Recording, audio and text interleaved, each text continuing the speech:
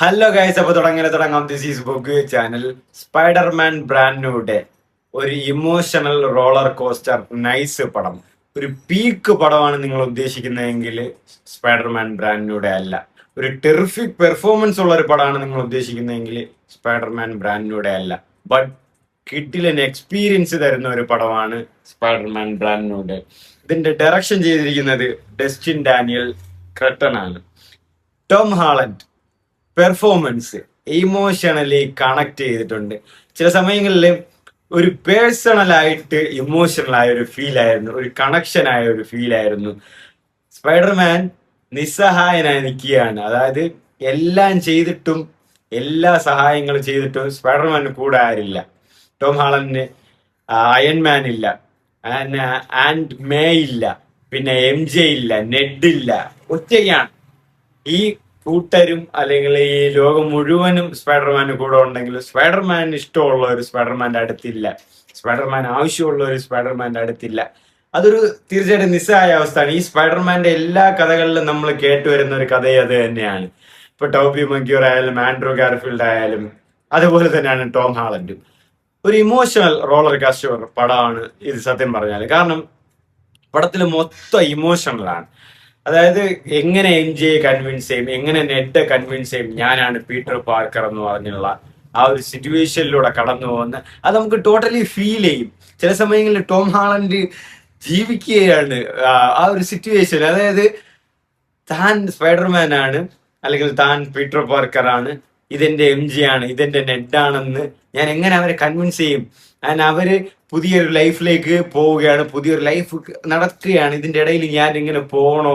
ആ ഒരു സിറ്റുവേഷനിൽ ഇങ്ങനെ പീറ്റർ പാർക്കർ സ്പൈഡർമാൻ ആലോചിച്ച് നിൽക്കുകയാണ്. അത് ടോട്ടലി നമുക്ക് ഫീൽ ആവും, ഫുള്ളി ഒരു കണക്ഷൻ കിട്ടും. ഒരു ഇമോഷണൽ പടമാണ് ഇതില്. ഞാൻ പറഞ്ഞില്ലേ, ഈ നമ്മള് പിന്നെ ഇതിൽ ഹൾക്ക് വരുന്നുണ്ട്. ഹൾക്കിന്റെ സീനൊക്കെ സൂപ്പർ ആയിട്ടുണ്ട്. ഹൾക്കുമായിട്ടുള്ള ഒരു സ്റ്റെൻഡ് ഉണ്ട്, നല്ലൊരു കിട്ടില്ല സ്റ്റെൻഡാണ്. ആൻഡ് ആക്ഷനൊക്കെ സൂപ്പർ ആയിട്ട് വന്നിട്ടുണ്ട്, സ്റ്റെൻഡ് സ്പൈഡർമാനും ഹൾക്കും ആയിട്ടുള്ളത്. ആൻഡ് ഇതിന്റെ സെക്കൻഡ് ഹാഫിലേക്ക് വരുമ്പോൾ ആ ഒരു ചൈന ഫൈറ്റ് പോലത്തെ ഒരു സാധനം വരുന്നുണ്ട്, ഈ ഷാങ്ഷു ഷീഷിങ് ആ ഒരു സാധനം പോലത്തെ ഒരു സാധനം വരുന്നുണ്ട്. കിടിലൻ ആ ഒരു പീക്ക് തിയേറ്റർ എക്സ്പീരിയൻസ് ആയിരുന്നു. ടോട്ടലി എനിക്ക് സ്പൈഡർമാനില് മൊത്തത്തില് ഒരു നിങ്ങൾക്ക് എക്സ്ട്രാ ഗൂസ് ബംസ് സീൻസ് ഒക്കെ ഒന്ന് ചോദിക്കുവാണെങ്കിൽ കുറവാണ്, ബട്ട് സീൻസ് ഉണ്ട്, തിയേറ്റർ എക്സ്പീരിയൻസ് സീൻസുകളുണ്ട്. ബട്ട് ടോട്ടലി ഒരു ഇമോഷണൽ സൈലന്റ് മൂവിയാണ് എനിക്ക് പേഴ്സണലി ഇത് ഫീൽ ചെയ്തത്. കാരണം ഒരുപാട് ശബ്ദ ഘോഷങ്ങളും കാര്യങ്ങളൊന്നുമില്ല, വളരെ പതുക്കെ, വളരെ ഡയലോഗുകളായിട്ട്, വളരെ നീറ്റായിട്ട്, വളരെ എമോഷണലായിട്ട്. അത് ഈ സാഡി സിംഗ് ഇതിൽ ജീൻ ഗ്രേ എന്നൊരു ക്യാരക്ടർ ചെയ്യുന്നുണ്ട്. പുള്ളിക്കാരി വരുമ്പോഴും ഇതിൽ ഇമോഷണലാണ് ചെയ്യുന്നത്. അതായത് ഈ മൈൻഡ് മാറി വേറെ ഒരാളിലേക്ക് കയറുന്ന ഒരു സംഭവം. നിങ്ങൾക്കറിയാം, മാർവലിലെ ഒരു യൂണിവേഴ്സിലെ ഒരു ക്യാരക്ടർ കൂടെയാണ് ഈ ജീൻ ഗ്രേ എന്നും കൂടെ പറയുന്നത്. അപ്പൊ ഈ ജീൻ ഗ്രേ വരുന്നു. സാഡി സിംഗ് നന്നായിട്ട് തന്നെ അഭിനയിച്ചിട്ടുണ്ട്, നല്ല രീതിക്ക് ആ ക്യാരക്ടർ പുൾ ഔട്ട് ചെയ്തിട്ടുണ്ട്. അപ്പോൾ അവിടെയും ഒരു ഇമോഷണൽ കണക്ഷനാണ് വരുന്നത്.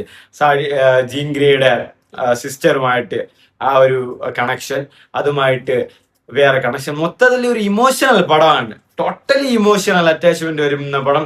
ബട്ട് ടോം ഹാളൻഡ്, അതായത് ടോം ഹാളൻഡ് ഇപ്പൊ ഒരു കിഡല്ല. എന്നിരുന്നാലും ചില ആൾക്കാർ കിഡെന്ന് വിളിക്കുമ്പോഴേക്കും കിഡല്ല. കാരണം എല്ലാം വിട്ടൊഴിഞ്ഞ്, എല്ലാം കളഞ്ഞ, എല്ലാത്തിനും വേണ്ടി ത്യാഗം ചെയ്ത ഒരാളാണ് ടോം ഹാളൻഡ്. സൂപ്പറായിട്ട് അഭിനയിച്ചിട്ടുണ്ട്. ചില സമയം ഞാൻ ഇങ്ങനെ ആലോചിച്ചു പോയി, പുള്ളിക്കാരൻ കറക്റ്റായിട്ട് ആ ഒരു ഫീലിംഗ് ഒക്കെ, അതായത് പുള്ളിയുടെ മുഖത്ത് നോക്കുമ്പോൾ നമുക്ക് ഇത്ര ഇങ്ങനെ സങ്കടപ്പെടുത്തുന്നുണ്ട് നമുക്ക് തോന്നും. ആ ഒരു കണക്ഷൻ കിട്ടും, ആ ഒരു ഇമോഷണൽ പടം. ഞാൻ നന്നായിട്ട് എൻജോയ് ചെയ്തു പടം.